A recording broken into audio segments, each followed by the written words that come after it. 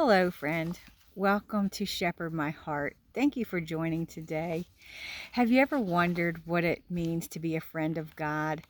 Today, I want to share a passage of scripture where Jesus talks to his friends.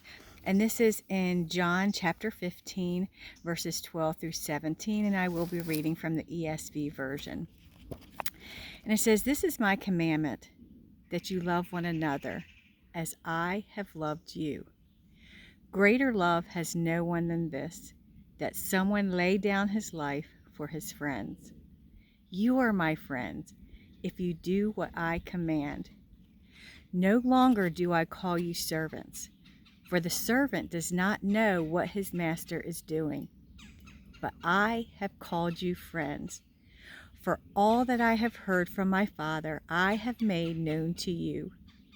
You did not choose me, but I chose you and appointed you that you should go and bear fruit, and that your fruit should abide, so that whatever you ask the Father in my name, he may give it to you. These things I command you, so that you will love one another." In this passage, Jesus is talking to his disciples about their identity he has given them as believers, those who know him and are known by him. He is not speaking to those who do not know him yet, because Jesus did not die just for his friends. He died for all, including his enemies. We see this in Matthew chapter 5, 44 and 46 through 47. "But I say to you, love your enemies and pray for those who persecute you. For if you love those who love you, what reward do you have? Do not even the tax collectors do the same? And if you greet only your brothers, what more are you doing than others? Do not even the Gentiles do the same?" But he knew what his disciples were about to face when they were sent out after he left. They would need to know their identity, not what the world said about them, but what Jesus said about them. Jesus called them loved.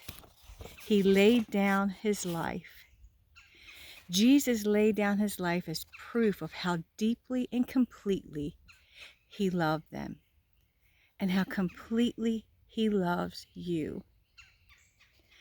Jesus called them friend, not a servant just obeying orders, but friend.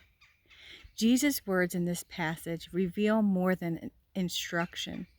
They reveal intimacy.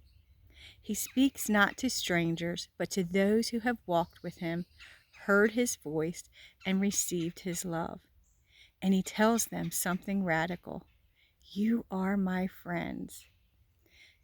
They have access to all that Jesus heard from the Father. You don't just have access to what God thinks, but you've been invited into his counsel. You are chosen and appointed to bear fruit. I love that. He doesn't just choose us, but he appoints us. He has a purpose for us. As they abide in him, they have access to the Father to ask for all they need as his friend and for the purpose of his calling.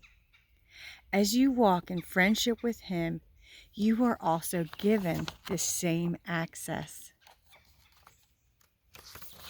Jesus begins and ends this passage with the command to love one another. We cannot truly love one another until we first know him. He's not calling for ordinary kindness, but supernatural love. As I have loved you. This kind of love forgives radically, gives sacrificially, seeks unity, but most importantly, it reflects him. In John chapter 13, verses 34 through 35, it says, "A new commandment I give to you, that you love one another, just as I have loved you. You also are to love one another. By this, all people will know that you are my disciples if you have love for one another." As a disciple of Christ, we are also called friend. We carry the same identity. How does Jesus want us to live this out? Each one of us must come to him to seek his counsel in the way that people will know that we are his disciples. Love one another.